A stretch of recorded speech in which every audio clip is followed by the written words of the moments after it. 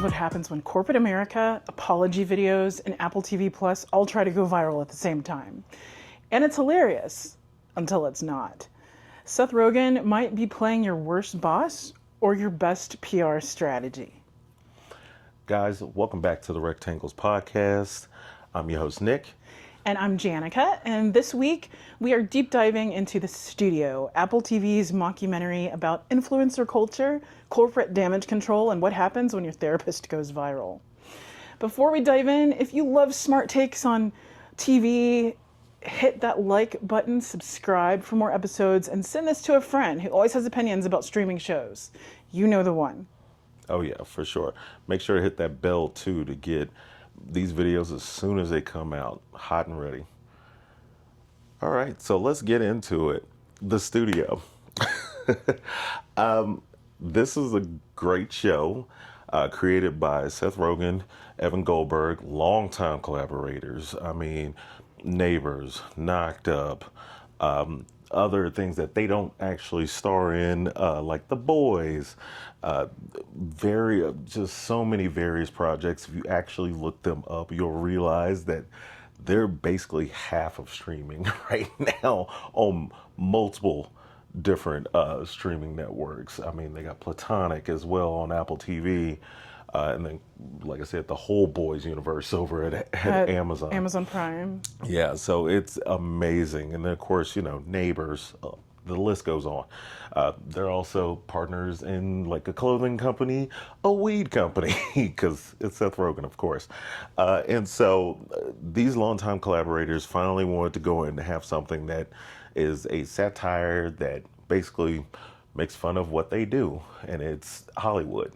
So it's a great show just off the rip. If you're into actual filmmaking, if you're into TVs, if you're remotely curious of how your TV that you watch even gets made, you're gonna already be the audience for this show, which is just amazing. So it's a long list of actors that are already people that help out Seth Rogen as a studio head in this show. You got Catherine O'Hara. You got Agatha, aka the other Catherine. That's just so great. She's Catherine a Hahn. nut. Yeah. Just Catherine Hahn's just such a nut. You got Ike Barinholtz. It's just the list goes on. Chase Sui. You have all these people that are just a great cast from the day-to-day episodes, but then you also, of course, have tons of cameos that we'll get into a lot later. But the show is just great. One thing I wanted to really talk about mainly was this show is a lot different. Like, I'm a big comedy connoisseur. Some of my favorite shows, American Dad, King of the Hill, The Good Place, all of these things, Community. But the quality that went into this show is already apparent just in the first scene. When you turn this thing on, it feels like a movie. Yeah. And so, Or it feels like you're kind of going behind the scenes of a movie. But yeah, the quality is right. It's cinematic quality. It's super cinematic From jump, yeah. From the jump. And I think one of the biggest things is just not only it just has a high pedigree of people, and of course the budget, and then just having like all these A-listers and everybody involved, but then and also being on a prestigious network like Apple TV, where money clearly is no object over there. But then the biggest thing for me was it was like grown-up comedy. But then it wasn't above itself, even with all the pedigree of it, to get sometimes even slapstick. Oh, yeah. Yeah, like clearly, like, this is not even a spoiler, but Seth Rogen or somebody gets almost majorly hurt every episode. Whether it's a hard spill onto the floor while, pissing off people on sets, or some people got ran over by cars. Like, it's a lot. Yeah, definitely a live action cartoon. Right, but none of it felt like also insanely slapstick. Like, it does not feel like Pineapple Express. Right. So it's kind of funny that it's just like, I like how Seth Rogen in this new era of Seth Rogen, because he's been on TV for like 30 years, since like Freaks and Geeks and all of that back in the 90s, that it's funny to see his comedy chops like evolve Expand, yeah. with him. And I Yeah. wouldn't even say it's like, yeah, I kind of would say it's expansion, because it's still, you're still getting brief glimpses of silly Seth Rogen. And, of course, the plot and all the people that are involved definitely felt like they wanted to kind of let their freak flags fly. But I definitely feel like this is different with, say, well, almost in line with the Platonic show on Apple TV as Yes, well. which is also It hilarious. was also hilarious, and it's also a comedy. But these are those two Yeah. are totally different Yeah. in tone. But I feel like he's exploring more grown-up things, like say Platonic, where it's him and Rose Byrne. Rose Byrne, yep, is exploring how to be friends as grown-ups. Whereas like the studio is kind of feels like this is the office almost, but as like adults. This is not college humor. This Yeah. is like, I have a 401k, I worry about humor. Right. But it's not so highbrow that I feel like younger people won't get it or anything like that. And I feel like, of course, it's just added bonus if you know a little bit about like film and TV and what goes on behind the scenes. Yeah. So the biggest thing about this show, when you're watching it, and maybe when I don't know if you're like me, I went to art school, so I'm kind of trained, went to some film classes, but generally there are shots called oneers. And with those oneers, what that generally means is just it's a short abbreviated term for long shot. It actually got developed back in France. Filmmakers back in France in the early beginnings of film were learning this new styles and experimentation in film. And some of those early experiments were, how long could we have a continuous shot? Because they were noticing a couple things. Like, technically, cutting film was very difficult, very expensive process. Doing a oneer in a long form shot is also a very expensive process now in the modern era of just time, time on set, time of day, the location, making sure everybody hits their marks just to get maybe a shot that might be 5 minutes of screen time is a very long thing and a very arduous process. It's usually directors'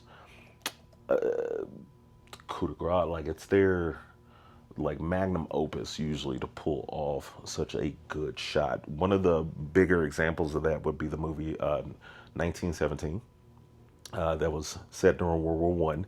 The whole movie, even though it wasn't actually a true oneer, it was made to feel like one continuous shot the whole entire movie, which it got praise and acclaim, awards for it. One of my personal favorites is Children of Men, that has multiple shots that are supposed to represent oneers, even though that's a whole nother conversation on if they were actually true. They weren't. It was actually a digital process they came up with for the movie to make shots look continuous. Goodfellas is also a famous one as well. And you just have it's one of those things of when you see it, even if you don't realize what's going on, you're just like, wow, this is amazing. Because usually we're so attuned to cuts, camera angle changes, and things like that.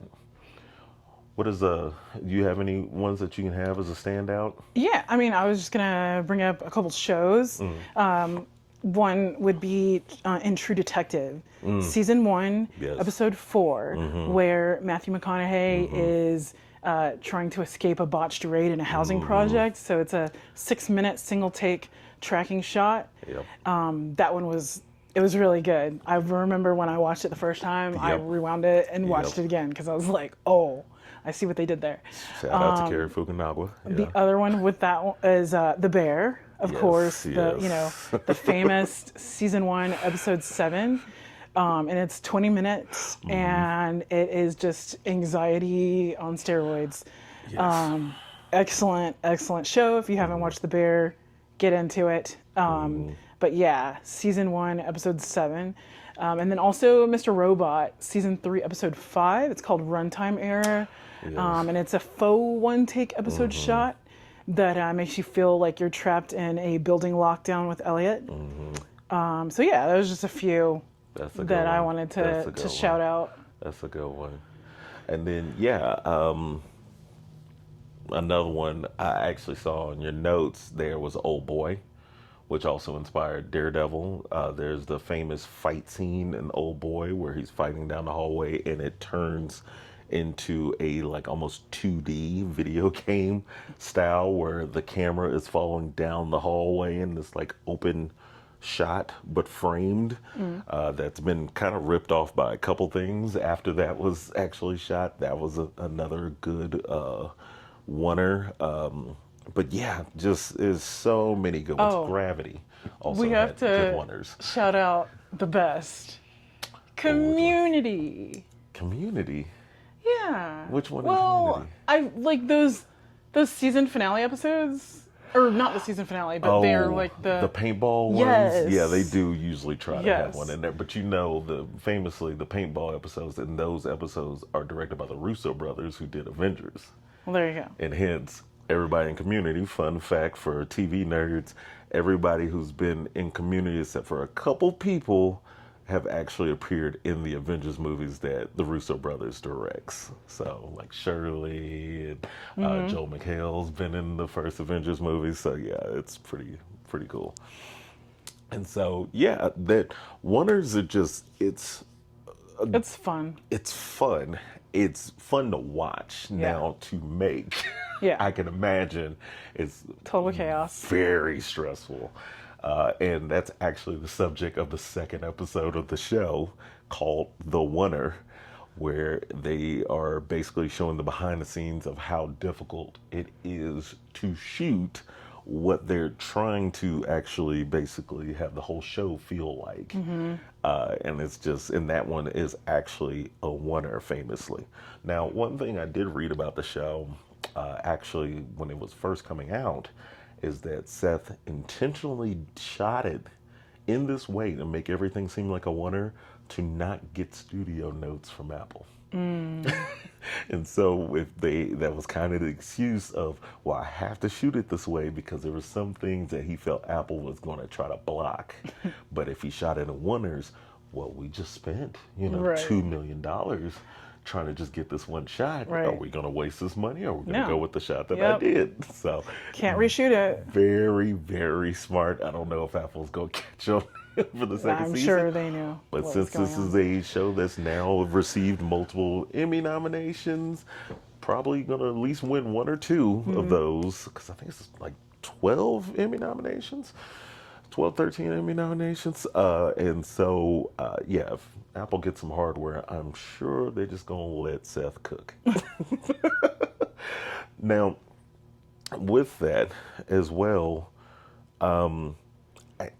it's one thing I did want to bring up was definitely going to be the cost.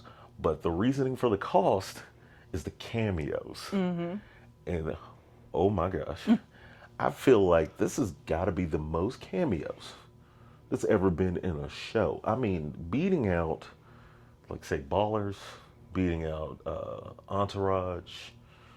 I mean, I'm trying to think of other ones that were famous for its cameos, but I feel like this is for just 10 episodes. There's had to been at least an average of at least 10 cameos probably per episode. It feels that way. It definitely feels that way. Well, there's some people who are lesser known, but you also have like Martin Scorsese. You have, Charlize Theron. Yeah. That. So, yeah, I backs wanted up to go Martin into Scorsese. I wanted to go into the cameos kind of a little deeper. So Yeah, list them off. just giving you a list of people that show up in this show. Yeah. And this is probably not even all of them, but a good overview. Of course, Martin Scorsese in the first episode he pops off. Charlize Theron, Paul Dano, Bryan Cranston, of course, who is kind of a character as well as a cameo. Steve Buscemi, Nicholas Stoller, David Krumholtz, Yep. Kayla Monteroso Meja, Yep. which you might remember her from Abbott Elementary. Yep. She Yep. plays like the Almost- teaching assistant. She plays like almost the same person. doesn't Right. it? And everything that we've seen her in. Zac Efron, Yep, yep. Olivia Wilde, Parker Finn, Owen Klein, Devin Bostick, Zoe Kravitz, Adam Scott, Aaron Sorkin, Anthony Starr, Quinta Bronson, Gene Smart, Aaron Moriarty, Ted Sarandos, yes, the CEO of Netflix, the Hacks Trio, Charlie D'Amelio, Lisa Gilroy, Dave Franco, and Rhea Perlman. So that's just like a broad overview of cameos that you see in this. But I wanted to talk a little bit about the how Martin Scorsese shows up. So there's no public evidence that he has expressed. So okay, I got to back up. It's not really a giveaway or it's not really a spoiler, but one of the things that they're trying to make in this like faux studio in the show is a Kool-Aid movie, and they go to Martin Scorsese, and he turns it into like a Jonestown film. So, there's no evidence that he has publicly expressed interest in making a Jonestown film, but the reference is hilarious because, and it's believable because he's made, movies about American extremism, cultism, Taxi Driver, Gangs of New York. So, like, him making a Jonestown movie is not far-fetched. I need that. So that's what makes that whole part funny. So Seth Rogen and Evan Goldberg admitted that in interviews with Variety and Elle that they wrote the part with Scorsese specifically in mind, and were shocked when he actually agreed to do it. They didn't think they would actually get him, but they did. Yeah. And Rogen noted that Scorsese had one key comment about the script, that it had too much profanity, which is hilarious, Right. being that he is the director of The Wolf of Wall Street, which famously contains over 500 uses of the F-bomb. Yeah. So, I thought that was funny. What did you have about the cameos? That's like one of the best cameos, and I think why Scorsese, even though that's not really that much screen time for Scorsese himself, and of course, he's the master director. Of course, shout out Scorsese. He's made some of the best movies we've ever seen in the medium. But that Jonestown movie, I need that. Steve Buscemi or not, I need that.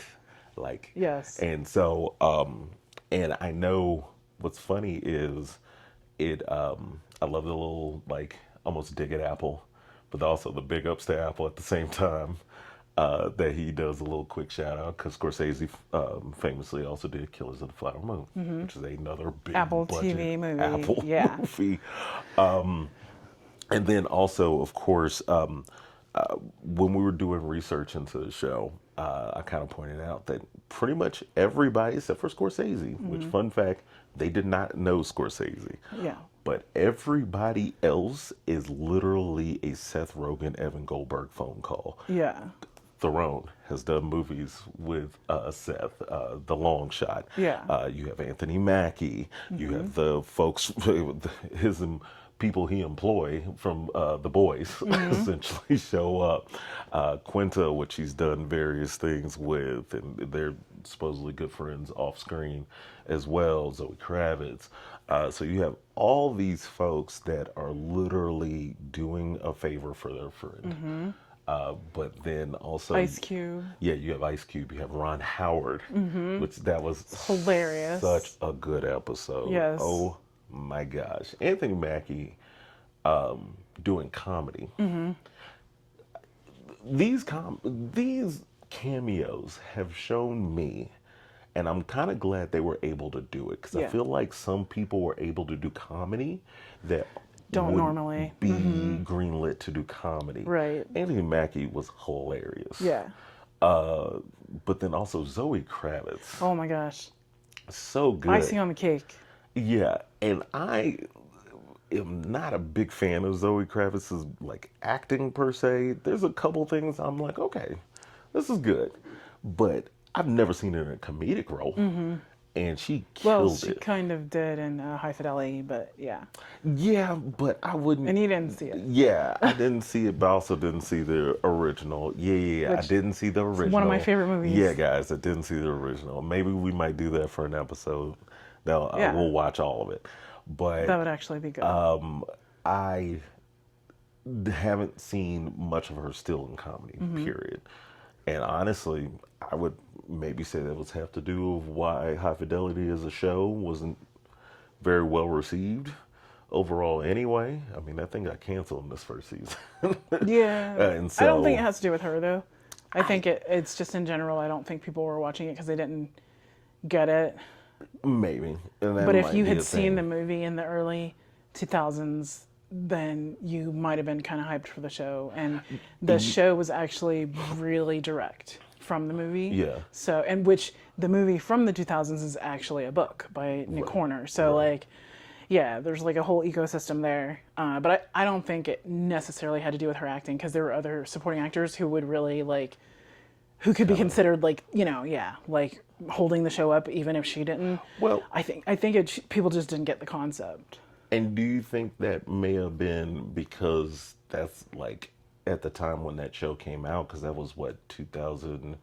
It was actually 2020, I think, when that show came yeah. out, like right during the pandemic. Yeah, 2020, 2021. Yeah, is when I remember watching it, I believe, or I don't know. And see, Can't I remember. wonder if, though, also, like I said, like she's not known for comedy. Yeah. And the other I mean, one there's so many things. is It could have been the famously timing. a comedy. It was. I Also, think it was a Hulu doesn't- original. Yeah, Hulu doesn't really promote their Yeah. shows. They're better at it There were now. there I feel were a like lot it. of things that went into Yeah, it. I think they're better at it now, but I think during that time they were still, if it wasn't Handmaid's Tale, Yeah, they were like, eh, and still, and even the movie when it came out was still relatively like almost it's indie a small little movie. bit. Yeah, it was actually a small movie. So like, yeah, I remember Grosse Point Blank, which was also another John movie. Cusack, Yeah, yeah. John Cusack movie and a comedy had a bigger push. I went to go see that in theaters. And so, yeah, but just needless to say, Zoe like killed this. I was not only surprised, but then I was like, wow, she's doing a good job. And that's, I wouldn't say it's rare, but I am like, wow, like, Yeah. okay, I got really impressed. And when we And I watched think- it, I was sitting there like, okay. Like, yeah. all right. The other thing about those cameos and them being like, comedy cameos from people who you don't normally see, I think that helped Yes. like show more of like the range of Yeah. their, acting chops Right. and also like, I can do both type thing. Right, So right, yeah, right, it was pretty right. cool. I think that was really great. So just quickly, just wanted to interject a little bit. Are you into this conversation? Are you into this episode? If yes, please pause for a couple seconds, like this video, drop a comment about your hot take. Also, hit subscribe so you don't miss us spiraling about whatever we're obsessed with next week. Oh yeah, for sure. Now, speaking of those cameos, though, from what I understand, that whole episodes they shelved, so they wrote out whole episodes based around those cameos, and it was, some timing, things like that. People said yes, but they couldn't get offset for something else, or just they were flying out. Catherine O'Hara famously said that a lot of her scenes were shot kind of in advance while she had COVID. Oh, And no. yeah, because they had to be out of the country for something else she was shooting. Like with most of her scenes, they shot back to back to back to try to get her in there. I think the overall takeaway from all of these people that said yes to, Seth and Evan is that I think that kind of shows that they must be like really great to work with, Yeah. that people love them if they're like, so eager to say yes. So I think that's pretty cool. Yeah, definitely. I think, Bryan Cranston, even though he's not, it's a weird thing. So when you watch the show, he kind of shows up. It feels like a cameo at first. Yeah. Till he shows up a couple more Several times, times. and then towards the end, Oh my gosh. and you're like, oh my gosh, this is nuts. Which is also great because he was known originally for comedy. Malcolm in the Middle. He was Seinfeld's Yeah. dentist. And Yeah. all these things, but now after Breaking Bad and all Right. these other things, he's like a bad guy. Yeah. He's a scary, serious actor. Yeah, you would think that people wanted to like pigeonhole him into Yeah. that Breaking Bad character, but no, Yeah. he's still done a variety of different Yeah. things.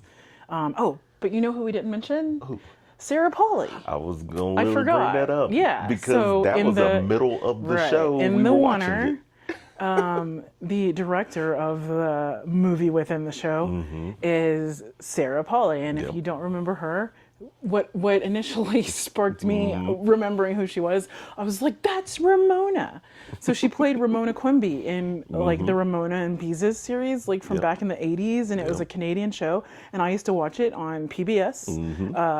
When I was, a kid. I remember it came on Sunday mornings, and I would watch that and like the Sweet Valley Twins show, Sweet Valley High, like all these different little indie public TV shows. But she played Ramona, and I always remembered her. And I want to say she also played like Anne of Green Gables or something like that at one point. I don't know. She played a bunch of like kids roles like that. Yeah. She And, was a big kid actor when I looked her up. Too, Yeah, 'cause and I was like, remember who's this one thing again? that what was that movie?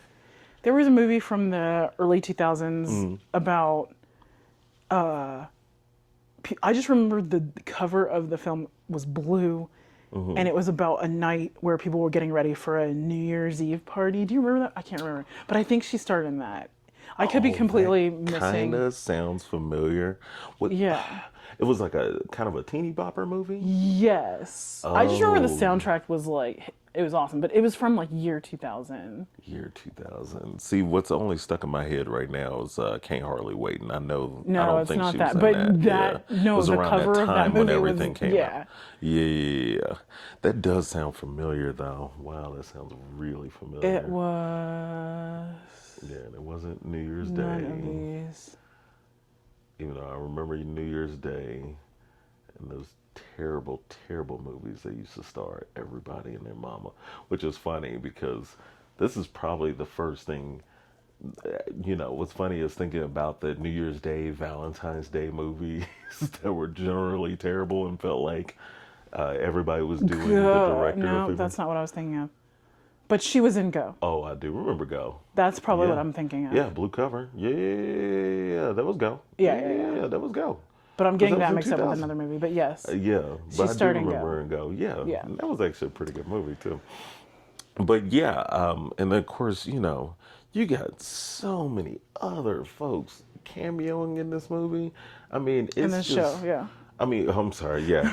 It feels like a Because movie. it feels like a movie. And but- we're, on the set of movies. right, And on it's the set all of about movies. the behind the scenes of a studio executive. So, Right. yeah. Well, and the crazy part is to me is not only did the cameos were just like they were perfect cameos that I feel like nobody was super out of place. Like it wasn't, even though I feel like they could bump it up because they are renewed for season 2. So I can't wait to see what season 2, if they finally probably get some of the people that Seth wants, like famously he wants Vin Diesel. Oh, gosh. Which will be hilarious. But then also, I feel like this is a good way to kind of judge some of the concepts they were talking about. So, obviously it was 2 Kool-Aid movies. And then one ended up being an animated movie with Yes. Ice Cube as the voice of the Kool-Aid Man. Yes. And honestly, I'm kind of here for both of those movies just to see what they're going to look like. It's funny that they could almost be tossing in random scripts. Oh, yeah. To, No, and- I just want them to, like, expound on that idea with other things. Yeah. Oh, Just definitely. out of hilarity. And for all we know, Seth and Evan are always producing and always doing all this stuff. They've done animation. They've done what's it, Sausage Party? Oh my gosh. They've done all these things, and then they've also done some actual kid stuff. Yeah. I wouldn't be surprised if they just start throwing in things that the studios may be a little weary about of idea, and just trying to see if people, if who Just they see watch it, if if it they like sticks. it. Yeah. Yeah, if it sticks, just be like, hey, here you go, like, I you know, know. because I will watch the Jonestown movie. I'm gonna Oh, say that for same. the third time. But that's We because need that I'm story a told with an actual budget. documentary junkie. So Exactly, I'm gonna exactly. watch it. Yeah, exactly. So, yeah, you can get in really, honestly, who would you think would be good for that Oh, to play Jim I Jones? don't know. I feel like, ooh, I feel like Russell Crowe might be good for that. Eh, maybe. I feel like Russell Crowe might be good for that. Yeah. And like, he's kind of got the build and everything I for don't know. like After that Jim. one movie, Oh, the road the road rage rage one, movie. I forgot the name of Yeah, it, but yeah, ooh, he's scary. yeah. He's But it's been like a scared little for a over the minute, top but I scary. like it. But I think for Jonestown, it would have to be a little bit over the top.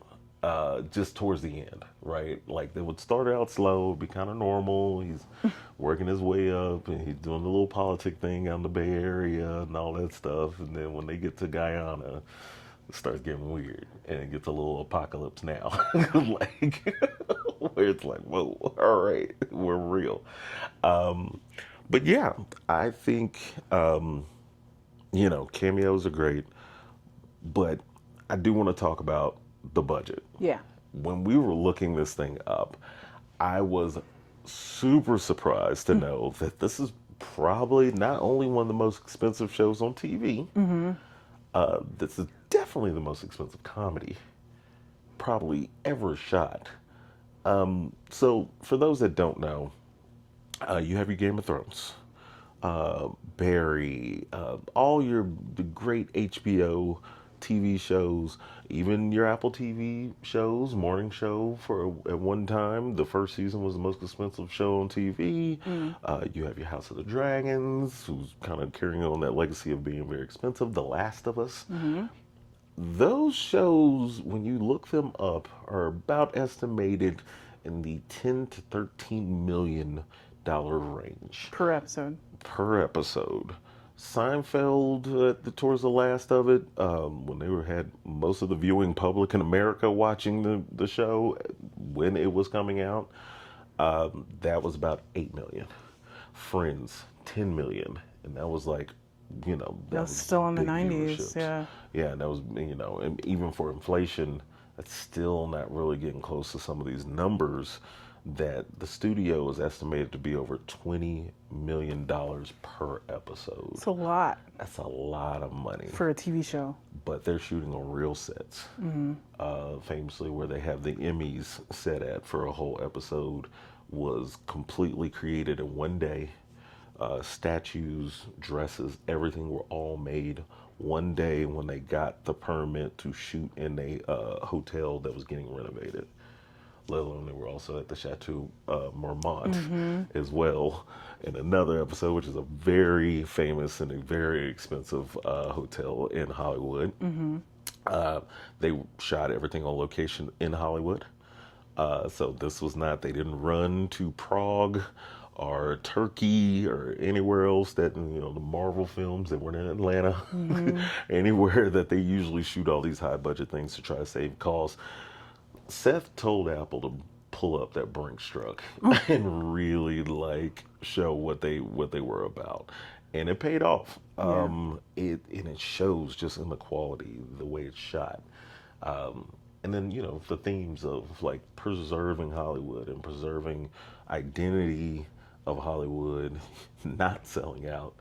I think was like cool because he pretty much made Apple put their money where their mouth is. And like everybody showed up in a great way. But yeah, you don't usually get to see comedies, especially. I think some of the ones I saw that were up higher in like the chart of the most expensive shows, like Barry, towards like the last couple seasons. And that was really, most of the comedies are to pay the cast, like Friends. That was to pay the cast. That makes sense. They didn't change the sets. The sets were the same Yeah. as they've been. Central Perk was always the same. So, yeah, Frasier also was up there too. But that was to pay, Kelsey Grammer and everybody more money to keep them together as a unit. But this was going to not only the budget of the actors, the cameos, the real deal directors that they got. Of course, Seth and Evan directed all the episodes, but then, to make sure the writing team was compensated, all of these things. And yeah, it was budgets bigger than more, what that had to total out to be close to $200 million, at least roughly. It's a lot. For 10 episodes. That's bigger budgets than huge blockbuster movies get. And this is a TV show that we haven't really heard of anybody talk about. Right. But yeah, I love that Apple's taking these risks.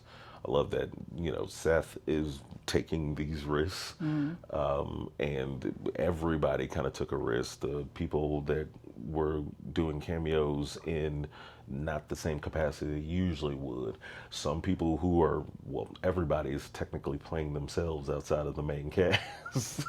So, Ron Howard Yeah. kept it really real. That was great. I don't know if Ron's going to be like that in real life, if we would meet him or not, but I'm kind of like, okay, That was great. Opie is not out here playing in these streets. And so, yeah, I think it was just great that it was just a what if scenario that paid off. And you love to see that. You don't see that much often. This is a show for people who definitely want to say there's no original ideas in Hollywood. This is the show they need to see. Yeah, I know we have like some facts too. We have some other random facts. Yeah, I right? had like a couple things that Yeah. I wanted to bring up that I found. Okay. So they were talking about how Seth Rogen has, worked with DreamWorks Animation for over a decade with Kung Fu Panda, Monsters vs. Aliens, etc. And the fictional Wellspring Studios in the show seems to be a kind of a mirror of DreamWorks' trajectory from creativity to conglomeratification. They were kind of hinting at that might be what they were trying to show in the show. And then also, unlike most satirical workplace comedies, the studio brought in real animation professionals as consultants to make the satire land harder and the dysfunction feel painfully real. And it absolutely does, because this show feels like so many shows that we've watched lately feel like just live action cartoons, and this one definitely, especially when you get to that Wonder episode, you're like, this is absolutely a cartoon. It's hilarious. And then another little fact, if you stick around during the credits, look for fake production companies like algorithmically generated content and inside joke staff titles like VP of Brand Synergy Loss Prevention. And they're layered Easter eggs for industry insiders. So, just a little thing to stick around during the credits so you can see these little Easter eggs throughout. And I feel like those Easter eggs too were like almost integral into the plots too. Yeah, Like, it all melds together. Of course, Catherine Hahn's character being like almost essentially the VP of Brand Synergy Loss Prevention because of the whole DEI episode where they're basically questioning, is this too woke? Right. Or is it not woke enough? Or like we the problem? When they ask the black man in the room, can we say this? Are we allowed to say this? I'm like, that's so real. Z-Way, which is one of the other cameos. Right. It was basically, as everybody else, playing herself in Little Rail. Yeah, it's great. It's such a good skewering of what's currently, right now filming of like, we have CBS and Paramount, and they're, actively trying to control these creatives to appease our government right now. But then also at the same time, you have South Park, who's also a part of the Viacom Paramount family, who's like, we don't care. Yeah. So you're not gonna show this up. You've actually just paid us a lot of money to say what we're gonna say, and what are you gonna do about it? Right. At the end of the day, art always wins. So yeah, this is about the time we're getting to the rectangle shot. And with that rectangle shot, my rectangle shot for this whole show, which is full of them, very great shots. I mean, some of my runners up are would be Seth at the Chateau Marmont, which is just a beautiful location. But the way they shot it of him at night, and then of course driving around Belly Hills, Yeah. which In these beautiful cars. beautiful cars. I mean, just fun fact for some of my car people that may be watching this, you just want to see it for some of the cars. Yeah. Famously, we pointed out a Porsche, and then come to find out that wasn't the exact car that he passed away in, but it was the car that James Dean famously had his like terrible accident that he passed away in his car while he was starting his racing career. While his acting career was kind of going through some changes, he started picking up racing, and then he died in this 1955 Porsche. Seth is driving that just casually. And they talk about it of how he spent all his money, especially being the studio head when he gets the job, on these, old classic cars. But they're beautiful. And of course, you're seeing Seth actually drive because there's no way for them to be able to fake it. These cars are just super rare. And oh my gosh, I can't even imagine where they've rented these cars from or got them from. They had to be probably freaking out. That's probably a part of the budget. Paying for the insurance just in case. They not only have Seth, Ike in there in most of those scenes too, where he's riding around with them, that you have two of the head actors. Like, I'm sure the insurance alone was crazy for them shots. That probably ate to the budget. But then, yeah, there was so many other good ones, like at the Emmys with Adam Scott, and just the way they shot that, and how it felt like you were really sitting at that table, which is not necessarily a shot you get while watching the Emmys. They're usually not down there on the ground at the tables and going through the tables. It's usually high up, and it almost like gives you. I relate it to the time when C-SPAN was able to go onto the Senate floor during times of like the shutdown, and they had that special moment where they could be on the actual floor of the Senate or the House. That's the way that shot felt for somebody who's been watching the Oscars and the Emmys my entire life. You've never seen quite shots where folks are down on the ground, or you have the angled up shots where they're sitting down and the camera, everybody seemed larger than life usually on the way they shoot these award shows. This one was like right in their face. Yeah. This was like you were at the table freaking out with Seth for some random things that you're going to have to watch the episode for, the Emmy episode. But yeah, the rectangle shot went to first episode is when they're doing this long tracking shot at Catherine O'Hara's character's house, and they're working out a deal, her and Seth, and it just has this beautiful view of LA. I mean, this is a fantastic view of LA. It almost feels like the screensaver from like Apple TV almost, and the way they shot it. And I love how the attention to detail, the attention to architecture, and just the appreciation of just visually, just nice things, well-crafted things. You can tell Seth through a lot of his stuff, like I said, nowadays, is just he's very focused on quality. And just, it's not gold plated, it's real gold type of ideas, and it just feels rich in luxe. And well, it is a Richard Lux comedy, but it shows. It doesn't feel like flimsy sets. Everything feels real. Everything feels like actual built, like that Porsche. It's handmade, and so yeah, it's a very And handmade yeah, show. the Frank Lloyd Wright Oh yeah, inspiration. oh yeah. In the The set, you see a lot of the like Mayan revival architecture in the buildings that they Minstrel chose modern. for the I guess like the studio, Mm-hmm. the Yep, actual studio. So yeah, definitely. It it's gives very cool. me old Hollywood vibes. The studio itself on the outside. It when we were recently just in Hollywood, none of those actual places looked like that.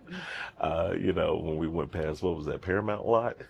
Warner The Brothers. Warner Brothers Yeah. lot. Yeah. Well, CBS, like all of Yeah, them. CBS were Yeah. all over there, and it was just like, it looks like the standard lot, but the office that they were in for that fake studio was just so well done. But yeah, that's it. That's all we got. The studio. It's already currently first season's on Apple TV. It's been renewed for a second season, so we'll hope to see that soon. Feel like they're probably going to start shooting on that pretty soon, from what I've seen recently. Awesome. And yeah, Well, if you liked this episode or at least made you laugh, do us a favor. Please like, subscribe, and share it with someone who needs a new podcast rabbit hole. And don't forget to follow us everywhere at Rectangles Podcast. We are currently on Instagram and we'll soon be on TikTok.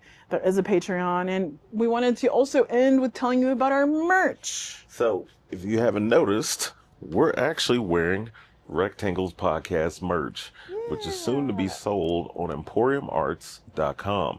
So Emporium Arts, of course, is our parent company, and yeah, they're going to be launching pretty soon with shirts.